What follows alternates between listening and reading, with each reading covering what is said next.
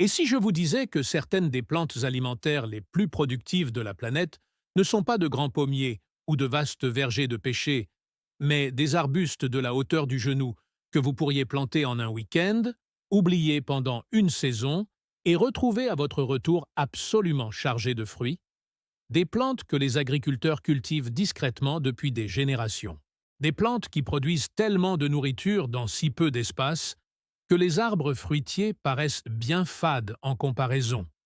La plupart des gens l'ignorent, mais pendant que tout le monde plante des pommiers et attend 7 ans pour sa première récolte, il existe des arbustes à baies qui commencent à produire dès leur deuxième année, doublent leur rendement chaque saison et continuent ainsi décennie après décennie avec presque aucun entretien. Et aujourd'hui, je vais vous en présenter 20 qui changeront à jamais votre façon de penser à la production alimentaire. Restez dans les parages, car le numéro 7 de cette liste peut produire de 12 à 15 livres de baies par seul arbuste, et ce, chaque année. Et le numéro 20 est un arbuste superfruit que les scientifiques considèrent comme l'un des aliments les plus riches en antioxydants jamais découverts. Et vous pouvez le cultiver dès maintenant dans votre jardin.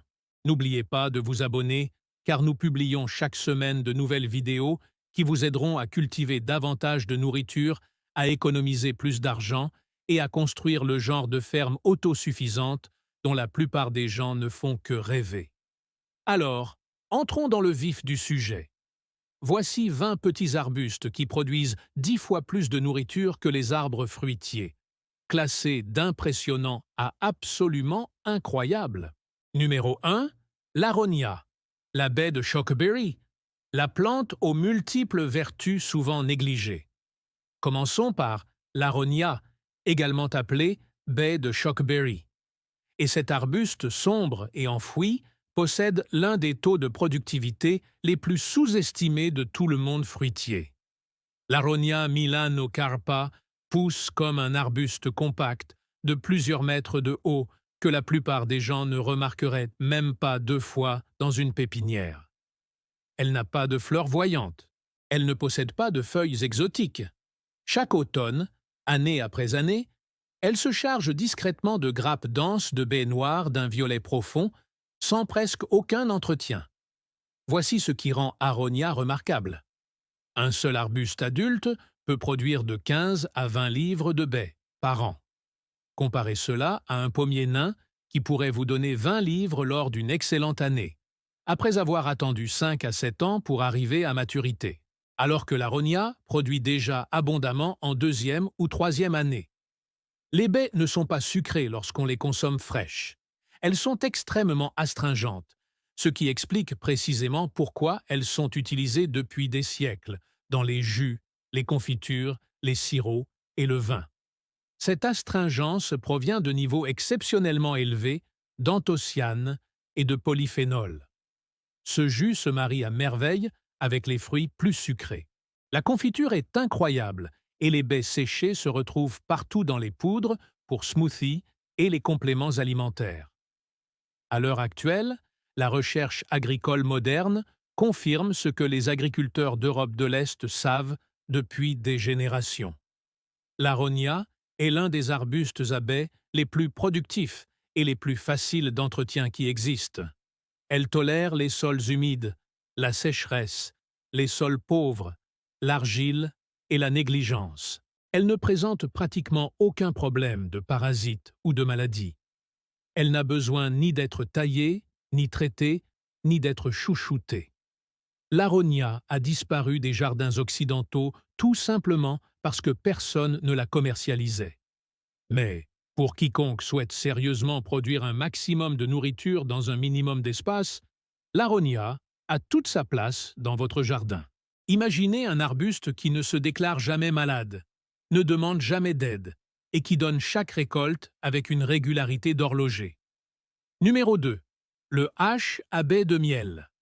Premier fruit du printemps, la baie de miel est peut-être la découverte la plus passionnante en matière de culture potagère de ces 20 dernières années.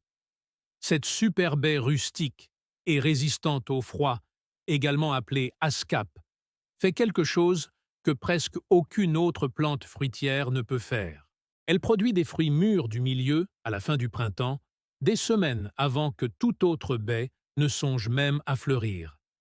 L'Anna Kerolia est originaire de Sibérie, du nord du Japon et des forêts boréales du Canada. Il a évolué pour fructifier dans les climats les plus froids et les plus rudes de la planète. Et cela signifie qu'il est pratiquement à l'épreuve des balles dans la majeure partie de l'Amérique du Nord. Des gelées sévères qui détruisent les fleurs de fraisier. Les baies de miel les ignorent. Gelées tardives du printemps qui anéantissent les fleurs de myrtille. Les baies de miel continuent de pousser. Un arbuste de chèvrefeuille mature peut produire, après 3 à 4 ans, environ 10 livres de baies par plant et par saison. Et voilà le point essentiel. Il faut au moins 2 variétés différentes pour une bonne pollinisation. Et lorsqu'on les plante en groupe, ces rendements se multiplient. 3 arbustes à baies de miel, à la place d'un seul pommier, produisent de 25 à 30 livres de fruits en mai, alors qu'aucun autre fruit n'est mûr. Le goût des baies rappelle un mélange entre la myrtille et le raisin sauvage. Complexes, légèrement acidulés, aux saveurs profondes, ils sont extraordinaires à consommer frais, à utiliser pour faire de la confiture, à incorporer dans des tartes ou à faire fermenter. Sa couleur bleu profond teinte magnifiquement toutes les plantes et témoigne de la même richesse en anthyanine qui fait la renommée des myrtilles. La baie de miel a été négligée en Occident tout simplement parce qu'elle provenait de régions que la plupart des producteurs occidentaux n'exploraient pas. Villages sibériens, flancs de montagnes japonaises, communautés autochtones canadiennes. Mais une fois que vous l'aurez cultivée, vous vous demanderez comment vous avez pu envisager un jardin fruitier sans elle. C'est l'arbuste qui apporte Noël en mai. Numéro 3. Le cassis, l'usine à fruits domestiques. Le cassis est le domaine où les chiffres de productivité cessent d'être impressionnants et deviennent presque incroyables. Un seul plant de nigraminées de seigle adulte, un arbuste que l'on peut contourner d'un pas décidé, peut suffire à couvrir les besoins en fruits de toute une famille, pour les confitures, les jus et les conserves, et non pas simplement fournir des fruits d'appoint. Les provisions complètes d'un ménage. Les chiffres sont stupéfiants. Un cassis bien cultivé, à pleine maturité, peut produire de 10 à 15 livres de baies par arbuste et par an. Dans des conditions idéales et avec de bons soins, ces plantes exceptionnelles peuvent atteindre 9 kg. Le tout pour un arbuste qui occupe environ 1,20 m d'espace dans le jardin. Le cassis constituait la base de l'alimentation britannique en temps de guerre pendant la Seconde Guerre mondiale. Lorsque les importations d'agrumes se sont effondrées, le gouvernement britannique a encouragé la culture du cassis dans tout le pays, car ces baies sont extraordinairement riches en vitamine C, en contenant 4 fois plus par portion que les oranges. C'est grâce à cette culture subventionnée par le gouvernement que Rabina, le sirop de cassis, est devenu une institution britannique. Les baies sont intensément savoureuses, terreuses, acidulées et profondément aromatiques. Sa saveur prononcée fait qu'une petite quantité suffit. Une tasse de concentré de jus de cassis permet de préparer des boissons pour plusieurs jours. Une livre de baies permet de préparer suffisamment de confiture pour un mois pour la plupart des familles. Le cassis a disparu des jardins américains pour une raison étrange. Au début des années 1900, les réglementations fédérales et étatiques interdisaient la culture du céleri dans de nombreux États, car cette plante est un hôte alternatif pour la rouille vésiculeuse du pin blanc. Bon nombre de ces interdictions ont depuis été levées, mais la mémoire culturelle des courants de croissance s'est perdue. Cette interdiction a en quelque sorte effacé toute une génération de cultivateurs actuels, et personne n'a enseigné à la génération suivante. Mais le cassis fait son grand retour. Et une fois que vous aurez goûté à ce qu'un simple arbuste peut produire, vous comprendrez pourquoi il a nourri des empires. Imaginez une usine fruitière qui s'intègre parfaitement dans un parterre de fleurs. Numéro 4. La groseille rouge, la cascade de joyaux. Si le cassis est le travailleur acharné, le groseille rouge est le frimeur, et il mérite amplement cette réputation. Le seigle frotté produit des grappes en cascade de baies rouges translucides, si densément serrées qu'au milieu de l'été, on peut à peine apercevoir les feuilles à travers les fruits. L'usine semble porter des bijoux et les chiffres de production correspondent à l'affichage. Un groseillier rouge adulte produit de 4 à 6 kilos de baies par saison, toutes suspendues en ces spectaculaires grappes, ces longs bouquets semblables à des raisins qui rendent la récolte presque méditative. Vous démontez un amas entier en un seul mouvement et vous le jetez dans le seau. La groseille rouge est un aliment de base des potagers européens depuis des siècles, notamment en Allemagne, en Scandinavie et aux Pays-Bas, où elle est utilisée pour faire de la gelée de groseille rouge, du pudding d'été et la sauce classique pour les viandes de gibier. Les baies sont acidulées et éclatantes, avec une saveur qui se marie à merveille avec les plats riches. Voici ce qui rend le groseillier rouge si spécial pour un jardin productif. Il tolère mieux la mi-ombre que presque tous les autres arbustes à fruits. Le côté nord d'une clôture, le coin ombragé sous un surplomb. Là où rien d'autre ne pousse, le groseillier rouge continue de donner de bons résultats. Il remplit les zones mortes de votre jardin avec des aliments. Le groseillier rouge a été négligé en Amérique, pour la même raison que le cassis, mais c'est l'un des arbustes les plus esthétiques et les plus productifs que vous puissiez planter. Imaginez-la comme la plante qui transforme vos coins morts en étal fruitier. Numéro 5. Groseille à maquereau. Le champion de l'attention zéro. La groseille à maquereau est peut-être le meilleur argument en faveur de la culture d'arbustes à baies, plutôt que d'arbres fruitiers. Un agriculteur de notre communauté l'a parfaitement résumé. Les groseilles à maquereau sont ma plus grande source de revenus, pour un minimum d'attention. Et elle a raison. Le seigle Uva crispa est l'un des arbustes les plus compacts, productifs et autonomes qui existent. Il n'a pas besoin d'être beaucoup taillé. Il n'est pas nécessaire de le pulvériser. Une fois bien implantée, elle n'a plus besoin d'être irriguée. Elle reste là, toute seule, au milieu de son petit buisson épineux, et produit chaque été d'énormes quantités de grosses baies bien charnues, comme si elle avait quelque chose à prouver. Un groseillier à maquereau adulte produit de 8 à 10 livres de fruits par saison, pour une plante qui occupe à peine 3 pieds d'espace. Dans de bonnes conditions, les plantes exceptionnelles peuvent atteindre 15 livres. Contrairement aux fruits capricieux qui exigent un sol parfait et une attention constante, la groseille à maquereau tolère les sols pauvres, l'argile lourde, la mi-ombre et la négligence générale avec une indifférence totale. Les baies se déclinent en une gamme variée, allant des variétés vertes acidulées, parfaites pour la cuisine et les confitures, aux variétés sucrées destinées au dessert, que l'on peut déguster à pleine poignée directement sur le buisson. Le gooseberry fool, ce vieux dessert anglais composé de groseilles à maquereau cuites et incorporées à de la crème, est l'un des grands plaisirs méconnus de la gastronomie estivale. La groseille à maquereau était autrefois incroyablement populaire en Grande-Bretagne, où des concours étaient organisés dans des jardins entiers pour récompenser la plus grosse baie. Des spécimens de la taille d'une petite prune ont été cultivés. Mais en Amérique, les groseilles à maquereau, qui partagent la même histoire réglementaire que les groseilles à maquereau, ont été discrètement oubliées.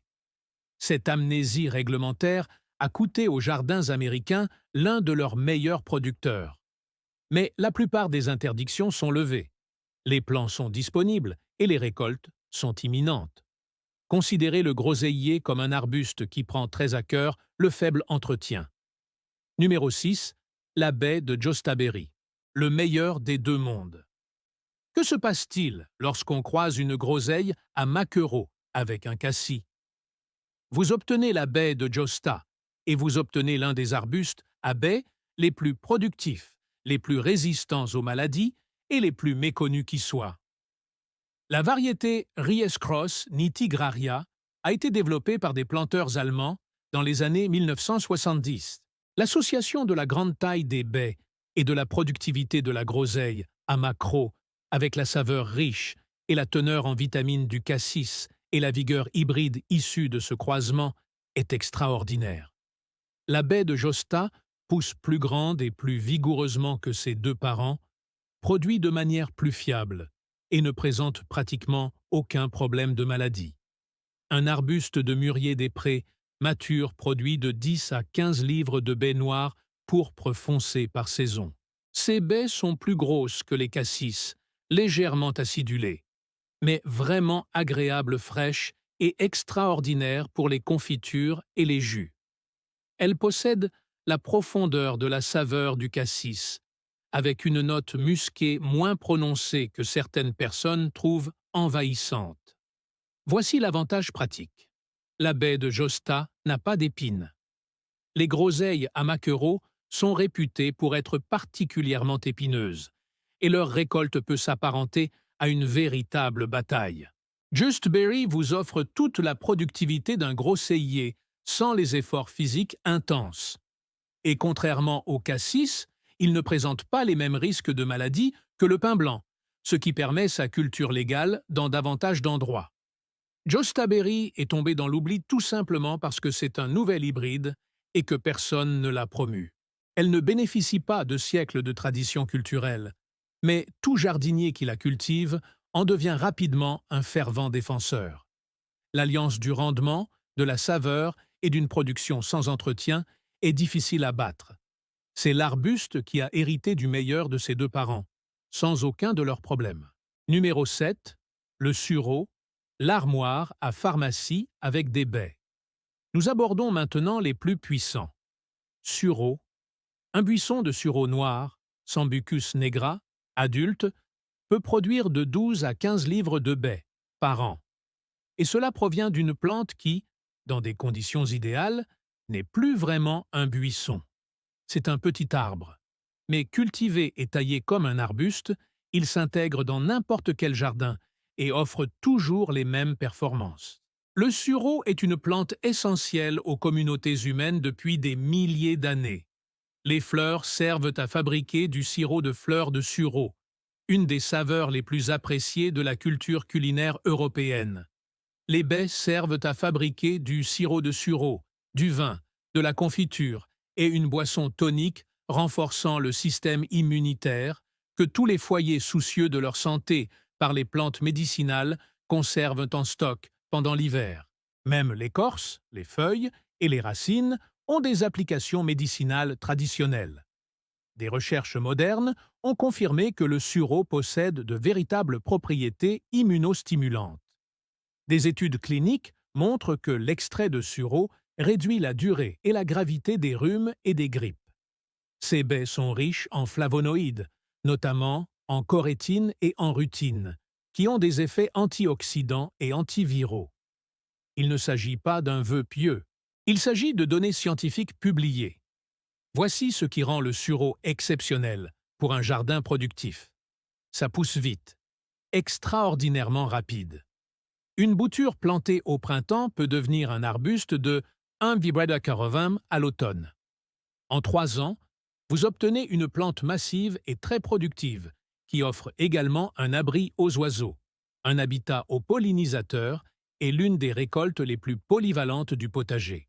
Le sureau pousse à l'état sauvage en Amérique du Nord et en Europe. Elle est adaptée, elle est robuste, elle tolère les sols humides et la mi-ombre, et elle produit de manière fiable année après année. Pour quiconque souhaite aménager une forêt comestible ou un potager productif, le sureau est l'une des premières plantes à planter. Imaginez-le comme un arbuste qui vous nourrit, vous soigne et abrite la faune locale, simultanément. Numéro 8, myrtille, championne du jeu à long terme. La myrtille est la plus connue, mais la plupart des gens sous-estiment largement la production d'un plant de myrtille mature et bien établi. Selon la variété, un seul plant de Vaccinium corbosum peut produire de 6 à 44 livres de baies par saison et par plante. D'un arbuste, ce poids maximal de 44 livres n'est pas un fantasme.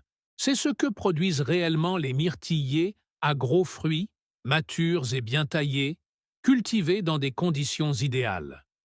La raison pour laquelle la plupart des jardiniers n'obtiennent jamais de tels rendements est simple. Les bleuets sont des fruits à maturation lente qui récompensent la patience et punissent l'impatience. Voici la vérité sur les myrtilles. La première année, vous ne recevez rien. Deuxième année, une poignée. Troisième année, une récolte prometteuse. Cinquième année, la production proprement dite commence. En seconde, ces buissons sont des machines. 25 ans, et ils sont toujours là. Les bleuets font partie des plantes productives les plus longévives que l'on puisse cultiver. Des arbustes correctement entretenus produisent des fruits pendant 50 ans, voire plus. L'autre point crucial que la plupart des gens ignorent, c'est que les bleuets ont besoin d'un sol acide. Réussissez ces 2 points et tout le reste sera facile. Si vous vous trompez, vous vous demanderez pourquoi vos myrtilles ont du mal à pousser. Ce qui rend la myrtille exceptionnelle dans un jardin productif à long terme, ce n'est pas seulement son rendement, c'est la fiabilité. Une fois bien implantées, les myrtilles produisent année après année avec un minimum d'intervention. Ce sont parmi les cultures les plus propres et nécessitant le moins de pesticides que l'on puisse cultiver. Les nuisibles existent, mais ils sont gérables. Ce fruit est universellement apprécié, extraordinairement nutritif et incroyablement polyvalent. Les bleuets ont été oubliés comme culture potagère car tout le monde s'est tourné vers l'épicerie. Mais la différence entre une myrtille achetée en magasin et une baie gorgée de soleil, cueillie à maturité sur votre propre plant, est tellement frappante qu'il s'agit pratiquement d'un fruit différent. Considérez la myrtille comme le plan de retraite de votre potager. Plantez-le maintenant, vous en tirerez des bénéfices pendant des décennies. Numéro 9. Framboise, la machine à multiplier. Le framboisier est un arbuste qui non seulement produit des fruits, mais se multiplie aussi. Plantez 3 framboisiers aujourd'hui, et au bout de 3 ans, vous en aurez 30. Au bout de 5 ans, vous en aurez une centaine si vous les laissez pousser librement. Rubis est ce qui ressemble le plus à une usine alimentaire auto-réplicatrice que vous puissiez installer dans un jardin. Un seul framboisier productif donne une quantité modeste. Mais ce n'est jamais comme ça qu'on cultive des framboises. Vous les cultivez en tapis, et une parcelle de framboisiers bien gérée, composée de 20 plants, produit de 20 à 30 livres de fruits par saison sur une surface de 12 pieds de long sur 2 pieds de large. Le rapport entre la surface habitable et le rendement est exceptionnel. Il existe des variétés de framboisiers remontantes et des variétés remontantes. Les variétés estivales donnent des fruits sur les cannes de 2 ans en juin et juillet. Variétés remontantes, à fruits sur les nouvelles tiges en fin d'été et en automne. Cultiver les 2 variétés vous permettra de récolter des framboises fraîches de juin à octobre, sans qu'il soit nécessaire de faire plus qu'une taille de base pour les maîtriser. Ces baies sont extrêmement délicates. C'est précisément pourquoi celles qu'on trouve dans les supermarchés sont toujours décevantes. Les framboises vendues en supermarché sont cueillies légèrement avant maturité pour supporter le transport. Une framboise mûre, gorgée de soleil, cueillie à pleine maturité et dégustée immédiatement, est l'une des expériences culinaires authentiques et transcendantes que peuvent offrir les jardiniers amateurs. La concentration des arômes est tout simplement incomparable. La framboise a quelque peu été oubliée comme culture potagère, simplement parce que les supermarchés la proposaient toute l'année. Mais ce que le magasin vend sous l'appellation de framboise n'est qu'une pâle copie de ce que produit votre jardin.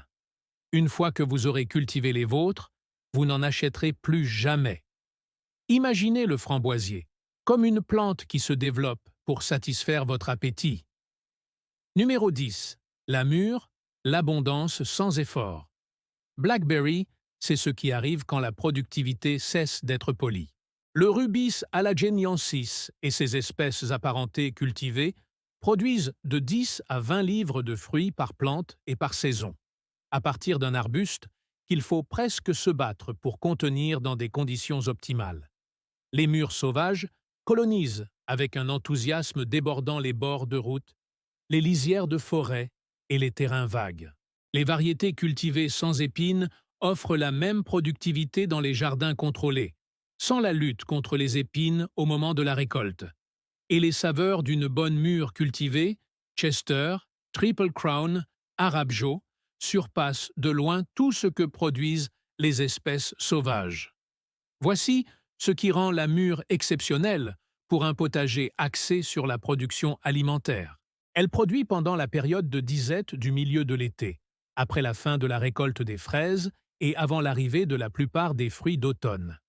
Cette période de production de juillet-août permet de remplir les rayons pendant que les autres baies sont en pause. Les baies se congèlent extraordinairement bien. Une bonne récolte de mûres en juillet peut remplir un congélateur coffre de fruits qui dureront tout l'hiver pour les smoothies, les confitures, les cobblers et les sauces.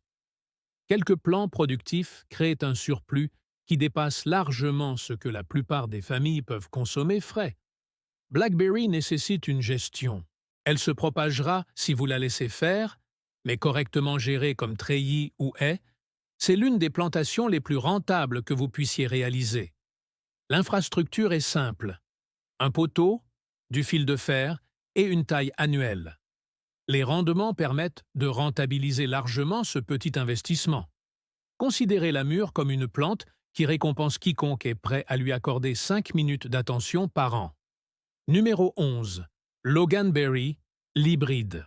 Personne ne parle de la mûre de Logan, qui occupe une place étrange dans les connaissances de la plupart des jardiniers. Les gens connaissent les framboises. Les gens connaissent les mûres. Mais la mûre de Logan, hybride naturel des deux, découverte pour la première fois en Californie dans les années 1880, a été curieusement oubliée dans la discussion. Et c'est vraiment dommage, car le Rubis Times Logan Obasis produit de 15 à 18 livres de fruits par plant et par an. Ce rendement place la variété Loganberry en tête, en termes de productivité pure. Les baies sont plus longues que les framboises ou les mûres. D'une couleur rouge, violacée foncée, au goût intense et à l'acidité plus prononcée que celle de la mûre, mais différente de celle de la framboise. Ils produisent des confitures extraordinaires, un vin extraordinaire et une crème au citron extraordinaire qui a le goût d'une version plus complexe de la crème au citron. La mûre de Logan pousse avec la même vigueur que ses parents, les ronces. Elle veut se propager, il veut grimper. Elle réagit magnifiquement bien à un treillis.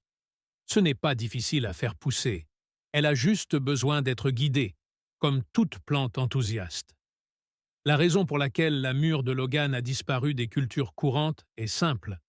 Il ne se transporte pas bien. Les baies sont tendres et fragiles, ne se prêtant pas à la récolte et aux transports commerciaux. Donc, le supermarché ne les a jamais vendus. Les jardiniers amateurs ont cessé de les cultiver et ce savoir s'est perdu. Mais pour le potager familial, où les fruits vont directement du plant à la cuisine, cette tendreté n'a aucune importance. Ce qui compte, c'est la saveur et le rendement. Et Loganberry propose les deux. C'est le fruit que le monde commercial a abandonné, mais que le potager familial peut reconquérir. Numéro 12. Goomberry, le festin qui enrichit le sol. Maintenant, si vous trouvez cela utile et que vous commencez à réaliser l'immense potentiel productif qui se cachait dans les buissons que la plupart des gens ignorent, rendez-moi un grand service maintenant. Cliquez sur le bouton « J'aime ». Cela permet à cette vidéo d'atteindre d'autres producteurs prêts à cesser d'attendre leurs arbres fruitiers et à commencer la récolte dès la 2e année. Et si vous n'êtes pas encore abonné à Homestead Roots, cliquez sur le bouton d'abonnement et activez les notifications. Nous sommes en train de construire une communauté de véritables producteurs, et j'adorerais que vous en fassiez partie. Très bien, GM Berry. L'Elaeagnus multiflora fait quelque chose que presque aucune autre plante fruitière ne fait. Cela améliore votre sol, tout en vous nourrissant. Le J est un arbuste fixateur d'azote, ce qui signifie que ses racines forment un partenariat avec des bactéries qui absorbent l'azote de l'air et le dépose dans le sol. Cultiver de la matière organique dans son jardin ou sa forêt comestible revient à appliquer gratuitement un engrais à libération lente et continue. Bien que la plante produise simultanément d'abondantes récoltes de petites baies rouges acidulées, un arbuste de goume mature produit des rendements importants de baies dès le milieu ou la fin du printemps, plutôt que presque toutes les autres cultures de baies, à l'exception du miellat. Les baies sont mouchetées d'argent et d'un rouge vif à maturité, acidulée et légèrement astringente, mais vraiment agréable, avec une saveur qui rappelle celle d'une cerise acidulée, croisée avec quelque chose de plus exotique. L'usage traditionnel du GI s'étend à la Chine, au Japon et à la Corée, où il est consommé frais, transformé en jus et en confiture, et apprécié à la fois comme aliment et comme médicament. Ces baies sont riches en lycopine, un antioxydant plus souvent associé aux tomates, ainsi que des flavonoïdes et des acides gras essentiels. Voici la valeur de la permaculture, qui rend l'IG exceptionnel. Plantez-la près de plantes gourmandes en nutriments, comme les arbres fruitiers ou les potagers, et observez tout ce qui l'entoure prospérer. Il ne s'agit pas seulement de produire de la nourriture, c'est la création d'un écosystème du sol qui rend toutes vos autres plantes plus productives. Le goût a été oublié dans les jardins occidentaux tout simplement parce qu'il provenait d'Asie et que personne ne l'avait introduit dans l'horticulture traditionnelle. Mais tout producteur alimentaire sérieux qui le découvre devient immédiatement un adepte. Imaginez-le comme un arbuste qui nourrit votre famille et fertilise votre jardin en même temps. Numéro 13. L'argousier, la forteresse des vitamines. L'argousier maritime apparaît ailleurs dans nos vidéos sur les plantes pour ses propriétés médicinales, qui sont réelles et remarquables. Mais parlons du rôle de l'argousier en tant que producteur alimentaire, car ses chiffres de productivité sont exceptionnels. Hippophae rhamnoides produit des grappes si denses de baies oranges le long de chaque branche qu'au moment de la récolte, les tiges disparaissent entièrement sous les fruits. Vous ne voyez pas de branches, vous voyez une couleur orange uniforme. Un argousier adulte peut produire 20 livres de baies, voire plus, par saison. Et ces baies figurent parmi les fruits les plus riches en nutriments au monde. Ces baies contiennent de la vitamine C à des niveaux bien supérieurs à ceux des oranges. Elles sont extraordinairement riches en vitamines A, E et K. Elles contiennent des acides gras oméga 7 rares, présents dans presque aucun autre aliment végétal. Ce jus est intensément orange, intensément acidulé et intensément nutritif. Même une petite quantité mélangée à des jus ou des smoothies apporte un apport nutritionnel remarquable. L'argousier pousse dans des conditions difficiles qui tueraient la plupart des plantes fruitières. Sol pauvre, sécheresse, embrun côtier, froid extrême. C'est cette plante que les cosmonautes russes utilisaient pour se protéger des dommages causés par les radiations grâce à son profil antioxydant exceptionnel. C'est la plante sur laquelle la médecine traditionnelle tibétaine et sibérienne s'appuie depuis des siècles. Pour un jardin productif, l'argousier présente une seule considération de gestion. La plupart des variétés nécessitent un plan mâle pour polliniser les baies femelles. Un seul mâle peut polliniser plusieurs femelles.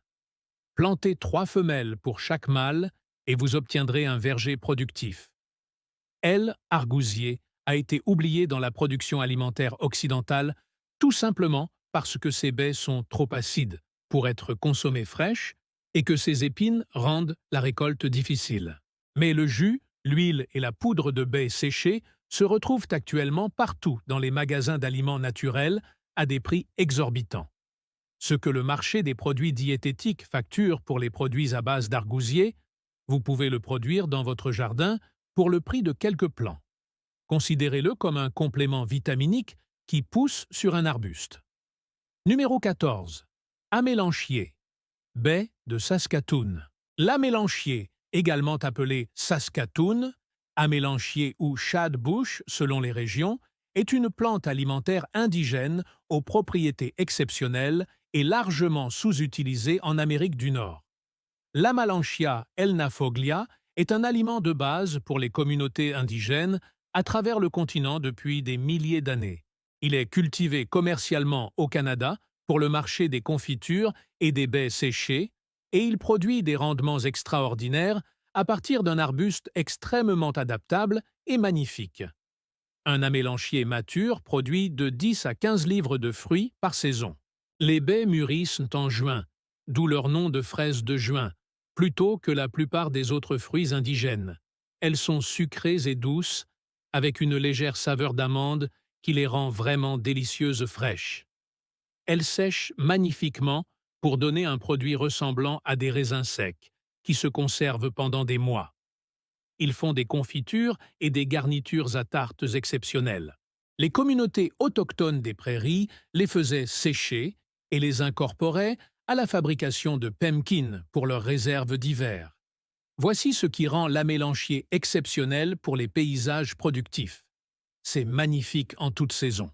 Fleurs blanches au début du printemps, feuilles vertes en été, coloration rouge-orangée en automne, intérêt hivernal grâce à la structure des branches et valeur exceptionnelle pour la faune sauvage. Les oiseaux raffolent de ces baies, ce qui constitue à la fois un atout et un défi. Un filet est utile si vous voulez conserver votre récolte. L'amélanchier s'adapte à une gamme extraordinaire de conditions: sol humide, sol sec, argile, milieu alcalin, mi-ombre. Elle pousse de la zone 2 à la zone 9.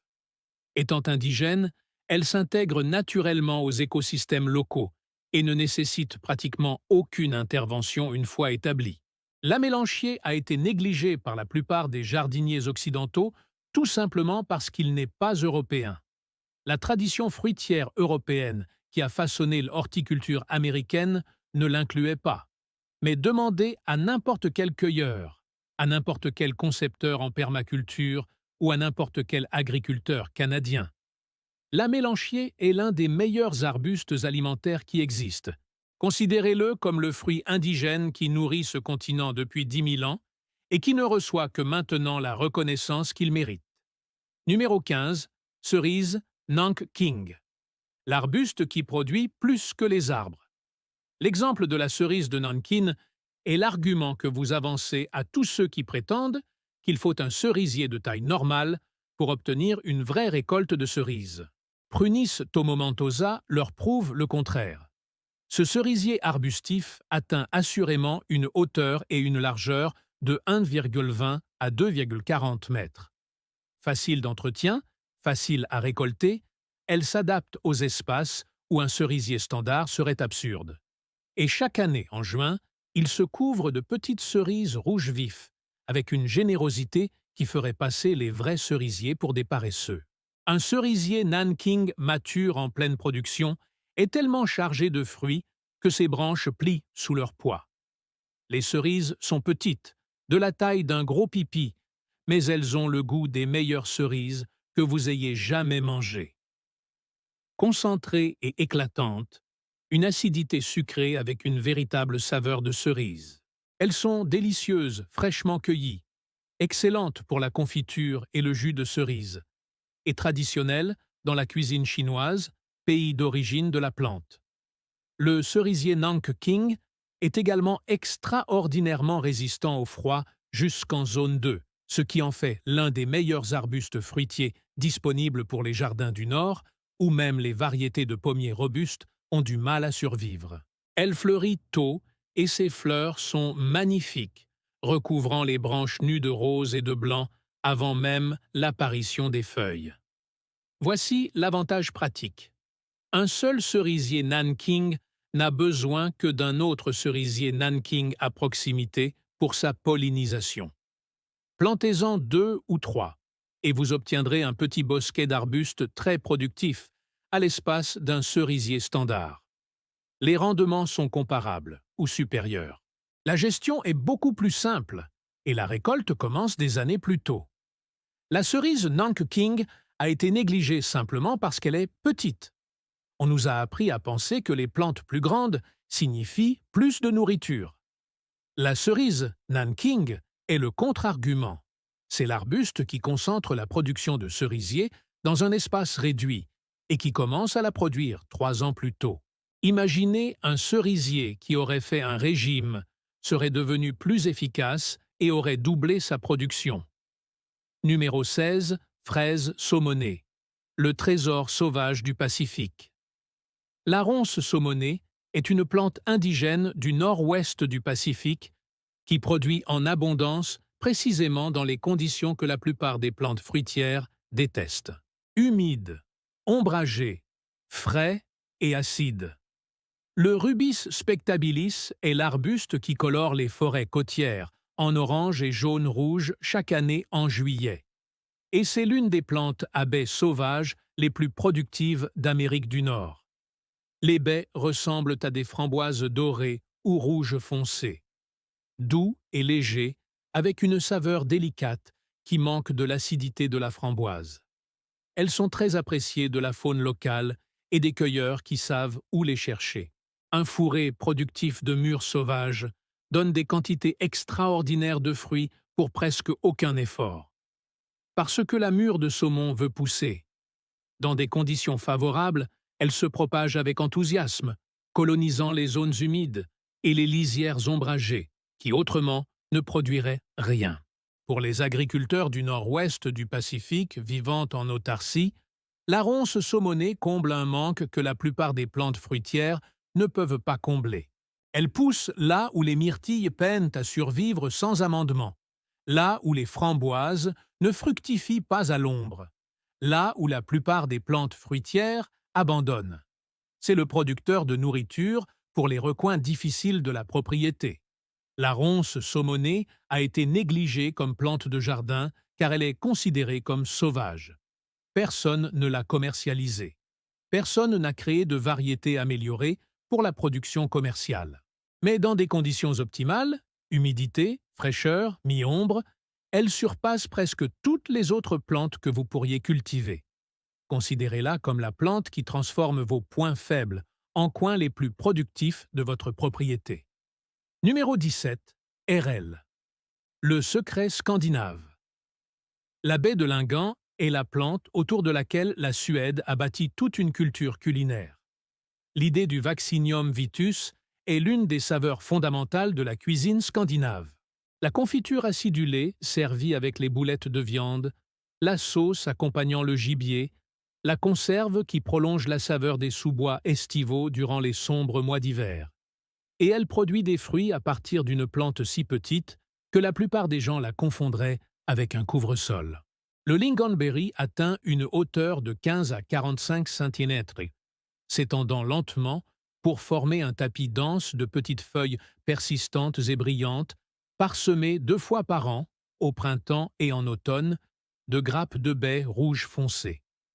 Sa faible hauteur lui permet de se glisser sous des arbustes plus hauts, de couvrir des pentes abruptes, de border des allées et de combler des espaces qui seraient autrement perdus.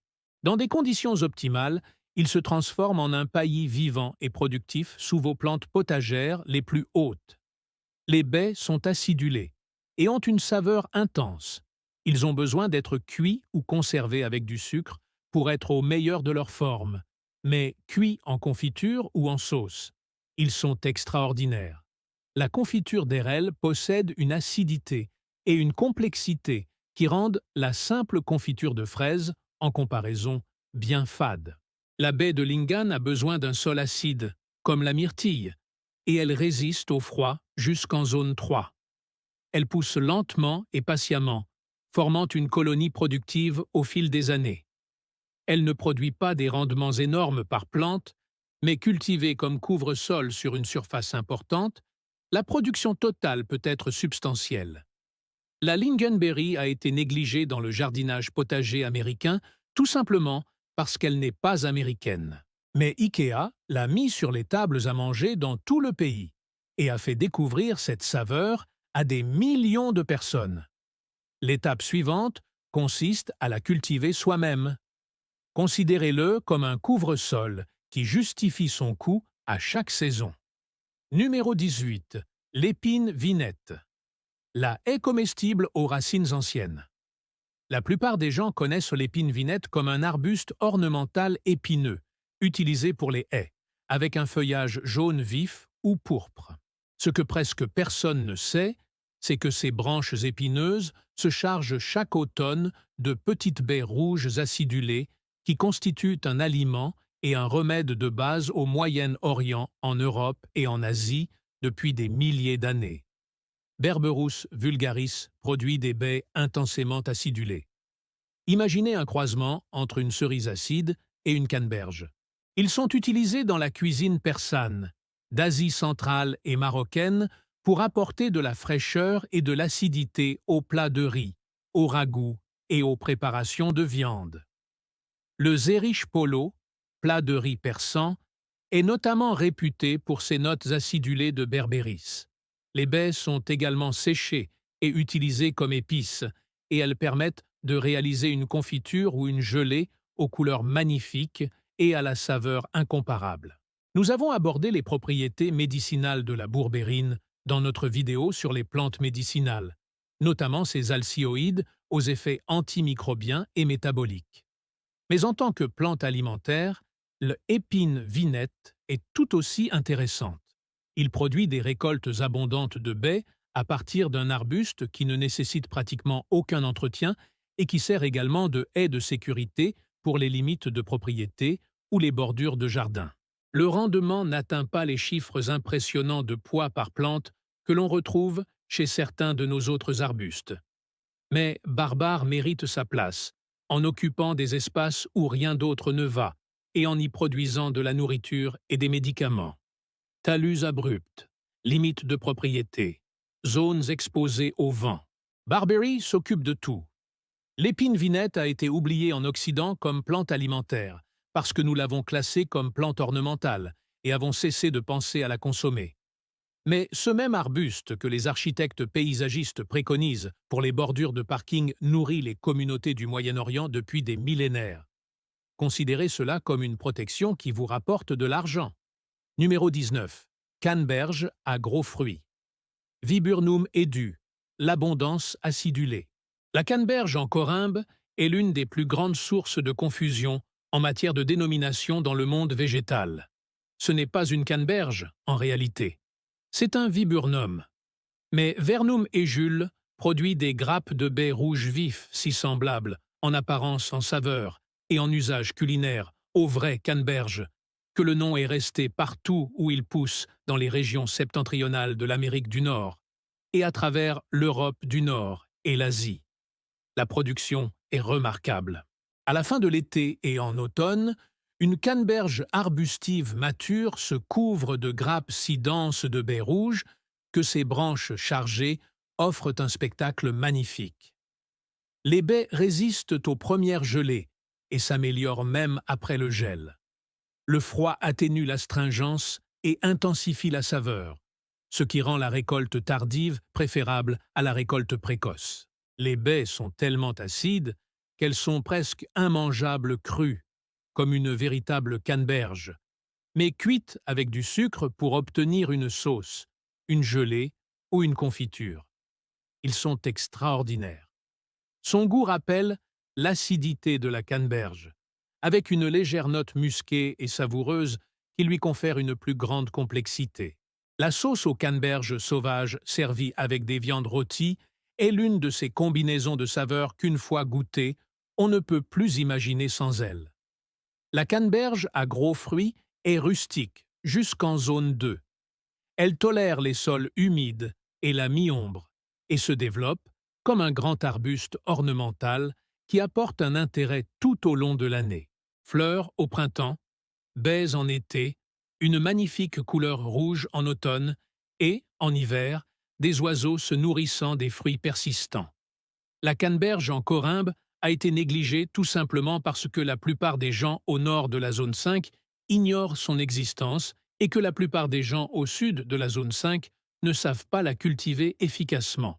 Mais pour les producteurs du nord qui recherchent une baie acidulée abondante, ne nécessitant aucun entretien et tolérant toutes les conditions climatiques difficiles de leur région, c'est la plante idéale. Imaginez une sauce aux canneberges qui poussent toutes seules. Numéro 20. Baie de maquis chilienne, le joyau de la couronne en matière d'antioxydants. Et nous voici au numéro 20. Celui que j'ai gardé pour la fin car il représente le summum de ce que la culture potagère dans son jardin peut offrir. Voici l'Aristotilia chilensis, la baie de maquis, la baie de vin chilienne, l'arbuste que les scientifiques considèrent comme l'un des aliments les plus riches en antioxydants jamais mesurés. Et elle pousse dans les jardins. La baie de maquis provient des forêts pluviales tempérées du sud du Chili et de l'Argentine, où le peuple mapuche l'utilise comme aliment et remède depuis des siècles. Les baies sont petites, d'un violet foncé presque noir, regroupées en grappes semblables à des raisins. Et leur saveur intense et profonde rappelle celle du vin, ce qui donne à la plante son autre nom. Baies de vin. On les consomme frais, on en fait du jus et du vin, et on les sèche en une poudre que l'on retrouve dans des compléments alimentaires haut de gamme à des prix exorbitants. Voici les découvertes scientifiques qui enthousiasment les chercheurs. Les baies de maquis obtiennent les meilleurs scores dans tous les systèmes de mesure des antioxydants. Valeur OC, teneur en anthocyanes, profil polyphénolique. Des études montrent des bénéfices potentiels pour la régulation de la glycémie, les marqueurs inflammatoires et la santé cardiovasculaire. Les guerriers mapuches, qui consommaient de grandes quantités de jus de mac avant la bataille, croyaient que cela leur donnait force et endurance. Et les recherches modernes en nutrition sportive suggèrent que cette croyance n'était pas dénuée de fondement. L'arbuste lui-même pousse vigoureusement dans les climats tempérés doux et produit abondamment une fois établie. Elle est rustique jusqu'en zone 8 environ, ne convient pas aux jardins les plus froids du nord, mais est parfaite pour le nord-ouest du Pacifique, la Californie côtière, le sud-est et les climats doux similaires. Dans des conditions optimales, elle pousse rapidement et produit d'abondantes récoltes de baies dont le marché des aliments diététiques a actuellement un besoin criant. Le maquis a été négligé dans les jardins nord-américains tout simplement parce que personne en dehors de l'Amérique du Sud ne connaissait son existence jusqu'à récemment. L'industrie des aliments diététiques a découvert la baie avant que l'industrie du jardinage ne découvre la plante. Mais vous n'êtes pas obligé de payer le prix fort dans les magasins de produits diététiques pour la poudre de maquis, alors que vous pouvez cultiver vous-même cet arbuste. Voici ce qui fait de ceci la conclusion parfaite de notre liste. Maquis démontre que la science nutritionnelle la plus avancée au monde aboutit sans cesse à la même conclusion que les communautés traditionnelles il y a des siècles. Les aliments les plus puissants poussent parfois sur de petits arbustes dans des endroits reculés, attendant que le reste du monde les découvre. Imaginez-le comme un super aliment qui pousse dans votre jardin, alors que le magasin de produits diététiques le vend 40$ l'once en poudre séchée. Si, arrivé au bout de cette vidéo, votre liste de plantes à cultiver s'est allongée au lieu de se raccourcir, c'est exactement la bonne réaction. Chacun de ces arbustes est disponible. Chacun peut être cultivé par une personne ordinaire possédant un jardin ordinaire. Et chacun produit plus de nourriture par mètre carré pendant plus d'années avec moins d'efforts que les arbres fruitiers auxquels la plupart des gens pensent par défaut lorsqu'ils envisagent de cultiver des aliments. Ces plantes ont permis de nourrir des familles pendant les périodes difficiles. Ils ont bâti des cuisines et des cultures. Ils ont permis aux communautés de survivre à des hivers qui auraient été impossibles sans eux. Et elles sont toutes encore là, toujours en production, toujours en attente de cultivateurs prêts à leur consacrer de l'espace. N'hésitez pas à cliquer sur « J'aime » si vous avez appris quelque chose aujourd'hui. Laissez un commentaire et dites-moi lequel de ces arbustes vous allez planter en premier. Faites-vous partie de l'équipe des producteurs de début de printemps, de baies de miel et de goumes? L'équipe des champions à haut rendement, cassis et baies de josta? Ou l'équipe des superfruits, maquis et argousiers? Je lis tous les commentaires et je veux savoir. Et si vous n'êtes pas encore abonné à Homestead Roots, qu'attendez-vous? Cliquez sur le bouton « S'abonner » et activez les notifications pour ne jamais manquer une vidéo, car ce n'est que le début.